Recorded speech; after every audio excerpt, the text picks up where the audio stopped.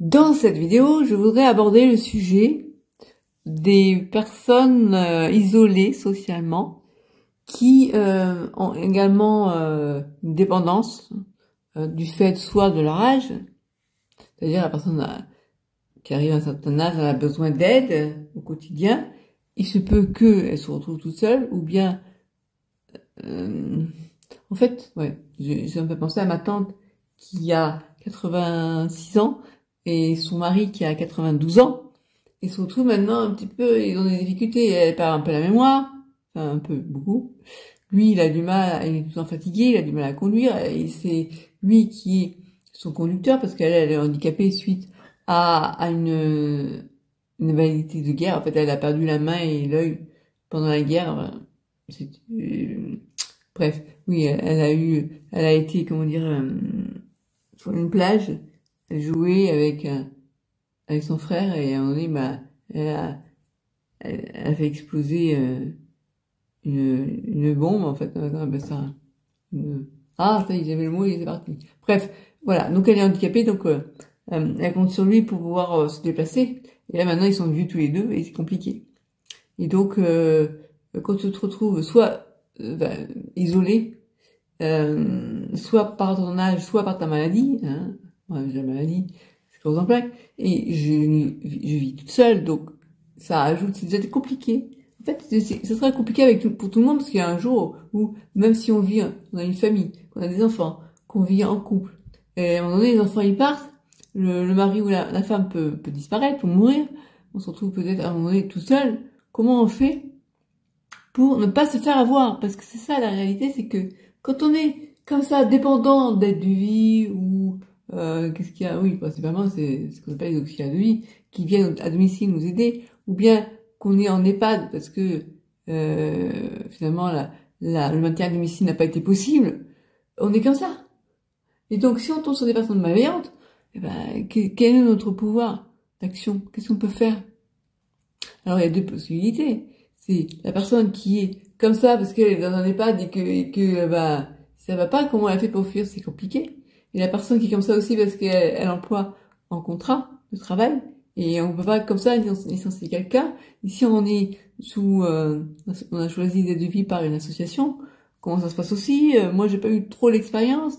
Et il y a un moment qui me dit tu dépenses trop d'argent avec tes aides de vie, ça coûte trop cher, parce qu'il y a la PCH qui prend en compte par rapport au taux qu'on nous a évalué. Moi j'ai droit à 2h30 par jour, et c'est souvent que ça dépasse, et du coup c'est pour ma pomme. Et au moment qu'il me dit oh, on t'a donné de l'argent, mais si tu dis la pitou maintenant, quand tu seras plus là tu pourras plus rien faire, quoi. Donc il me dit prends, soit tu gardes, j'ai éternué, excusez-moi.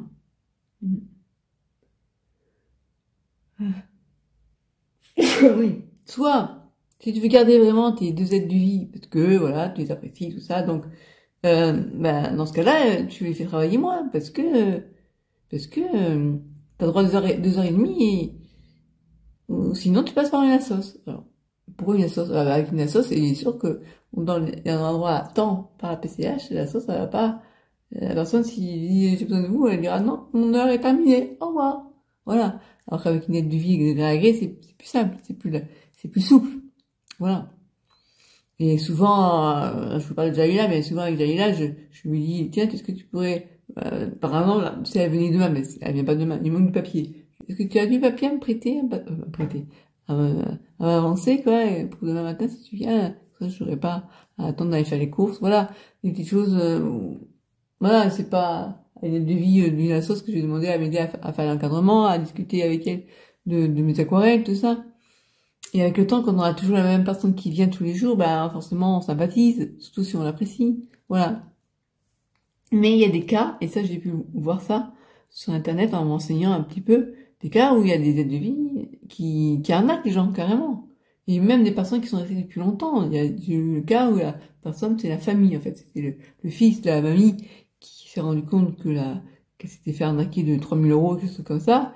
Et finalement, c'est le pouvoir qu'elles ont qui font qu'elles peuvent, certaines, pas toutes, hein, il y en a qui sont honnêtes, qui peuvent abuser de leur position. Et voilà, et c'est vrai, moi aussi, je confie ma carte Quand je dis, tiens, tu pourrais aller chercher ça à la pharmacie, bah, je donne ma carte. Je fais confiance. Et heureusement que tout se passe bien. Parce que ça doit, j'imagine que pour les personnes âgées, elles vont pas être tout le temps là à regarder. Et puis après, il peut aussi y avoir un jeu de séduction. Comment dire? Il y a des cas où le vieux papy, bien content d'avoir une jeunette qui soit là, si la femme, elle est un peu abusive, elle se dit, tiens, c'est facile, hein. C'est facile, hein. Je fais croire, oh, comme des gentils, ah, j'aime bien travailler chez vous, et voilà, et hop, c'est un temps loupé, le gars, il voit que du feu, il est tout content d'avoir une jeunette qui dit qu'elle apprécie sa compagnie. Et puis, oh, bah, tiens, je vous aime bien, je vais faire une petite rallonge au niveau du chèque, quoi, au niveau de votre salaire, voilà.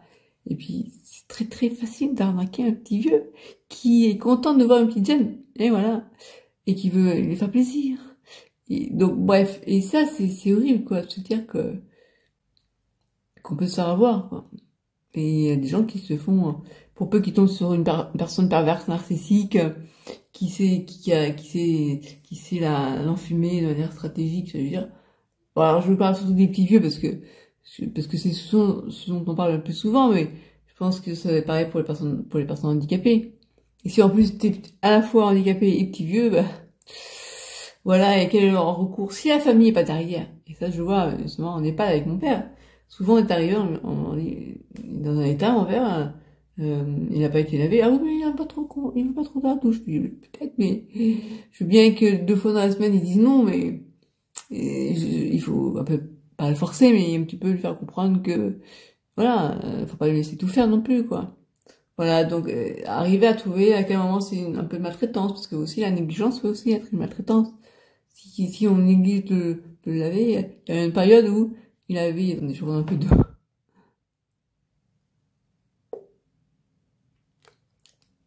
Nous avait prévenu que, mais sans nous dire vraiment, c'est ça qui est pénible, mon père avait eu des gestes déplacés auprès d'une infirmière.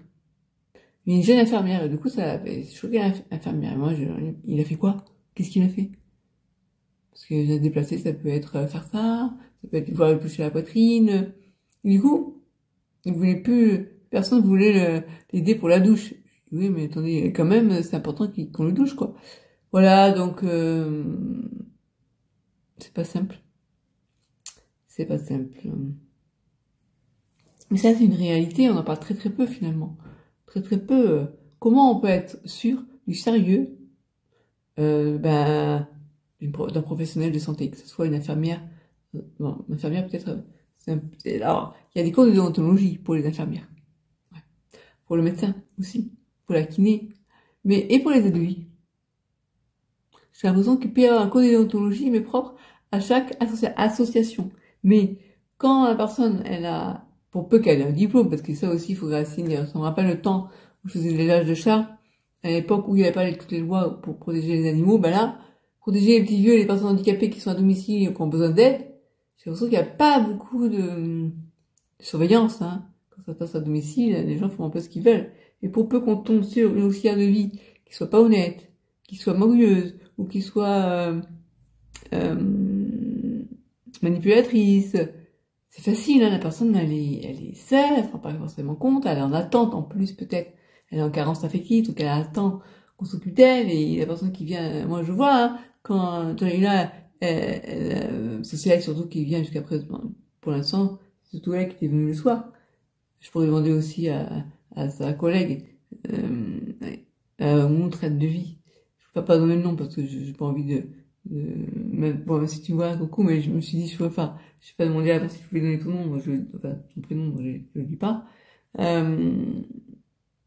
sais plus ce que je disais. Oui, c'est surtout Jaila qui s'occupe de moi le soir, mais je pourrais très bien faire venir, aussi, mon traite de vie, hein. Et ben, quand elle vient pas, elle me dit qu'elle va venir et elle vient pas. Comme hier soir, par exemple, parce qu'elle est malade. J'ai pas envie de vous parler, je veux dire, bref, elle va plus venir, ok? Eh ben, j'étais pas bien, parce que je m'attendais à ce qu'elle vienne me faire du poisson, en dehors du fait qu'elle allait me faire la cuisine, que j'allais pouvoir enfin manger du poisson. Bon, mais du coup, je me suis rabattue sur du coquelet. Eh ben, j'étais là, je dis, tu peux me dire si tu viens pour savoir si je sors le poisson, si je sors le coquelet? Rien. Tu peux me donner un message de toujours rien. Et une heure et demie après, elle me dit, je suis désolée, on m'en veut pas. C'est facile, hein, facile de dire ça, hein. Ouais, voilà, donc c'est, et moi je suis là et je dis, bon, encore ça va, parce que j'ai pu me débrouiller toute seule, mais j'aurais aimé quand même, à 19h, le savoir qu'elle allait pas venir. Comme ça, je prévois, je descends, je débarrasse, je mets la table pour moi, comme j'ai fait tout à l'heure, d'ailleurs, voilà. On vous a parlé, je préparais tout ça, sortir le pain. Et là, sinon, je me dis, merde, il est déjà ce truc-là et j'ai rien prévu. Heureusement, j'avais fait cuire le coquelier en me disant, bon, j'ai compris.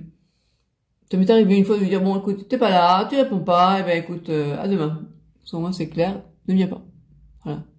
Donc, ça, il y a d'une part le fait que, il va falloir que je me débrouille autrement pour ce qu'elle devait faire. Elle est venue pour faire quelque chose. Mais il y a aussi, c'est évident, et d'ailleurs ça, ils le mettent dans la PCH, on endroit pour le lien social. Quand on est isolé par sa maladie, ou par son handicap, ou par plein de raisons, parce que la famille, il n'y en a plus, parce que les amis, à force de dire, on est trop fatigué, ben, on les a plus. Eh bien, oui, la devis, elle est pas juste là pour faire le ménage. C'est-à-dire, elle est pas là pour faire le ménage. La devis, elle va pas faire le ménage. Dans le cadre de la PCH. Bref, de toute façon, moi, c'est bien évident, comme je vous dis, j'ai toujours à 2h30 de cas de la PCH, tout le reste, c'est pour ma pomme. Donc, tout le reste, c'est justement le ménage. Et elle me dit, il faudrait vous renseigner. Pour l'aide, pour le ménage, c'est municipalité qui veut vous aider. Tu parles, j'ai droit à rien du tout. Donc, voilà. Donc, heureusement, mon oncle me permet de pouvoir faire ça. Sinon, comment je ferais? Je préfère pas y penser parce que c'est horrible, quoi, de se dire, après, sinon, il faut aller, aller pleurer, à dire, oh, je suis handicapée, y a personne qui m'aide, j'ai besoin, qu'on vienne faire le ménage, mais je peux pas payer parce que la PCH, elle veut pas. C'est, quelle vie on nous donne, quoi. Bref. Et donc, je vais finir à ce que je disais, après je parlerai d'autre chose. Oui, il est clair que on est en carence de lien social. Et donc, quand on s'entend bien avec la personne qui vient nous aider dans le quotidien, que ce soit pour nous faire la cuisine, que ce soit pour nous accompagner chez un médecin, pour nous, eh bien, et qu'on sympathise, et bien on apprécie le contact. Et c'est comme une amie. Voilà. Et donc, c'est comme si c'était une amie qui venait à domicile. Adopte une amie, voilà, et ça, c'est clair. Donc, forcément, on s'attache à ces personnes. Comment voulez-vous faire autrement? On n'est pas insensible. Voilà, et donc, d'où l'importance de tomber sur des bonnes personnes et en qui on puisse avoir confiance. Voilà. Et bon. Alors après, la question que je voulais poser, c'est est-ce que vous employez des aides de vie? Si oui, dans le cadre d'un contrat de travail, vous déclarez au CESU les heures qu'elle fait, et comment vous y prenez? Est-ce que vous contrôlez, vous notez chaque jour quand elle vient et quand elle part? Est-ce que c'est elle? Est-ce que vous lui faites confiance? Est-ce que sinon, est-ce que c'est une assoce? Parce que là, elle pointe. Est-ce que ça vous coûte combien à la fin du mois si vous passez par une assoce? Si l'assoce, elle prend votre crédit PCH, par exemple, on vous dit 2 heures par jour. Donc, l'association, elle sait qu'elle pourra faire venir quelqu'un que pour 2 heures par jour, et après, elle se casse. Mais le problème, c'est que si on nous accompagne quelque part, eh bien, on peut pas toujours savoir quand on va chez le médecin combien de temps ça va durer. Alors, à un moment, il dit, faut y aller en taxi, ou alors, faut y aller en GIHP. Si le GIHP, il va pas accompagner, il va pas, c'est différent, parce qu'une fois qu'on arrive là-bas, c'est où qu'il faut que j'aille là-bas? Ah, d'accord. Ou si jamais j'ai mon déambulateur, fauteuil roulant qui veut se mettre à marcher, c'est arrivé plusieurs fois, hein. Il est en panne, je fais comment? Rentrer chez moi. Bah, tu te démerdes, voilà. Donc, ouais, non, c'est pas simple. Donc, vous faites comment? Ça vous coûte combien par une assoce? Donc, je vous disais, oui, a priori, la sauce, ça veut dire, on fait que les 2 heures qu'on nous a données. Donc, ah oui, mon grand-oncle, il serait content. Tu ne passeras pas les heures. Sauf que, dans le quotidien, moi, je me rends compte, c'est rare que y a des fois où on passe que 2h30. En général, ça dure plus, quoi. Voilà, surtout en période de déménagement, d'ailleurs. Donc voilà, donc vous, comment vous faites? Combien ça vous coûte si vous passez par une assoce? Combien ça vous coûte de l'heure, une aide de vie? Moi, je vais vous dire, je pense que je peux le dire, je peux être transparente, 15 € de l'heure en semaine et 17,77 le dimanche et le soir. Voilà. Est-ce que c'est cher ou pas? Je me rends pas trop compte parce que finalement, bon, ça a évolué. Il y a quelques années de ça, c'était à 13 € de l'heure. Et puis, soit, ça y est, avec l'inflation, enfin, ça augmente petit à petit, forcément, à chaque fois, il faut en tenir compte. Et puis, des fois, on demande une augmentation. Ah, c'est pas bien, c'est pas bien. Ça me rappelle une blague avec une finesse qui dit, c'est l'heure des, il va falloir faire les comptes, là, pour le salaire. Oh non, c'est pas bien, non, non. C'est la fin du mois. Encore? C'est marrant, je sais plus dans quel film c'était, mais voilà. Donc, répondez-moi si vous pouvez. Et voilà. À bientôt.